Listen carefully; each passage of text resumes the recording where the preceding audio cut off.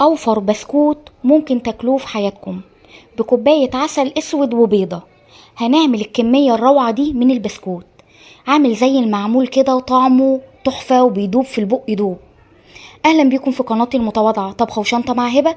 يا رب قناه تكون خفيفه على قلوبكم. خليكم معايا لاخر الفيديو، واللي ما اشتركش في القناه يشترك معايا ويفعل زر الجرس عشان يوصلكوا كل جديد. ونسمي الله ونبدا الفيديو مع بعض. انا معايا كوبايه عسل اسود، مج زي اللي انتوا شايفينه ده. هكسر عليه بيضايه. تمام كده. وظرف فانيليا، و3 معالق سمنه، معلقه اكل. واقلب الخليط التحفه ده كويس جدا مع بعض.